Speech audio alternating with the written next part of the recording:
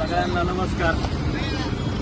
आज आमचे सर्वांचे प्रिय महेश भैया पाचंगरे यांच्या काही काळापूर्वी याच खड्ड्यामध्ये पडून ॲक्सिडेंट झाला होता।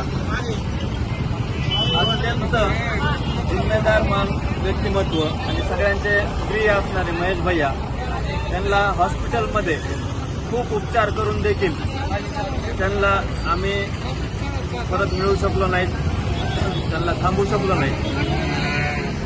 त्या खड्ड्यामुळं आजपर्यंत इथे बरेच ॲक्सिडेंट झाले। प्रशासनाला वारंवार कळून देखील कित्येक वेळेस कळून देखील आज जर आपण बघितलं तर काल परवाच्या न्यूजपेपरला सर्व न्यूजपेपरला 99% न्यूजपेपरला ह्या बातम्या होत्या की हा खड्डा लवकरात लवकर बुजवण्यात यावा आणि अजून किती बळी घेणार आहेत, हे खड्डा अजून किती बळी घेणार आहे। कुणीही ह्याच्याकडे लोकप्रतिनिधी असो प्रशासन असो कुणीही गांभीर्यपूर्वक बघत नाहीये। त्यामुळं पाचंगरे परिवाराच्या वतीनं विक्की अण्णा पाचंगरे असतील, आमचे महेश भैया पाचंगरे असतील, पूर्ण पाचंगरे परिवार असेल व पापनेश्वर मित्रमंडळाच्या वतीनं हा खड्डा, पापनेश्वर मित्रमंडळ म्हणजे काय माहिती आहे का, सर्वसामान्य आहे। आज ह्याच्यात कुणी आमदार खासदार नाही की लगेच खड्डा बुजवायला कुठं तरी बजेट किंवा पैसे खूप आहेत मंडळाकडे आणि आणून खड्डा बुजवावा अशातलं कुणी नाहीये। या मित्रमंडळात काम करणारे सर्व सदस्य, कुणी चहा विकतंय, कुणी मजुरीने कामाला जात आहे, परंतु महेश भैयाच्या प्रेमापोटी हा जो खड्डा आहे इथून पुढे कुणाच्या घरचा सदस्य या ठिकाणी जाऊ नये। ज्या घरातला परिवारातला व्यक्ती मृत्यू पडतो आणि पाठीमागच्या ज्या काळा सोसावं लागतात, जे दुःख सहन करावं लागतं, त्यामुळे हा खड्डा बुजवण्याचा निर्णय मित्रमंडळाच्या वतीनं व पापनेश्वर मित्रमंडळाच्या वतीनं व पाचंगरे परिवाराच्या वतीनं घेण्यात आला। मग सांगण्याचा उद्देश एवढाच आहे की प्रशासनाचं कसलंही लक्ष नाहीये ना, लोकप्रतिनिधीचं या ठिकाणी कसलंही लक्ष नाहीये। हा खड्डा बुजवण्यासाठी सर्वची सर्व हे कुणीही श्रीमंत घरातलं नाहीये।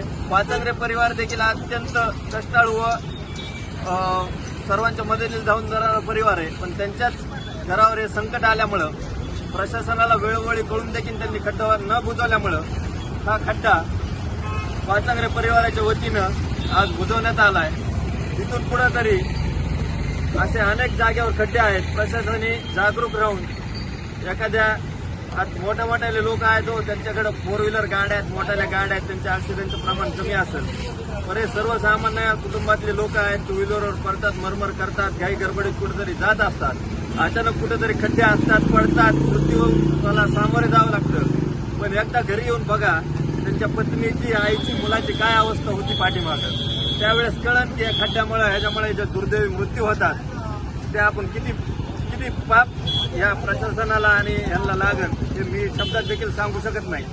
तरी इथून पुढे तरी प्रशासनाने अनेक ठिकाणी असे खड्डे आहेत। आज नेकनूरचा जर आपण घ्यायला गेलो तर 27 जण त्या ठिकाणी मृत्यू पडले आहेत। 27 जण त्या हवेला त्यांचा मृत्यू झाला आहे ॲक्सिडेंटमुळे। त्या ठिकाणी देखील प्रशासनाने लक्ष घालण्याची गरज आहे आणि जर प्रशासनाने लक्ष नाही घातलं तर आम्हाला गांधीगिरी आणि दादागिरी पण येते, हे पण प्रशासनाने लक्षात ठेवावं। आज हे गांधीगिरी स्वरूपाचं आंदोलनच एक म्हणता येईल आणि समाजसेवाच म्हणता येईल, ते आम्ही केलंय।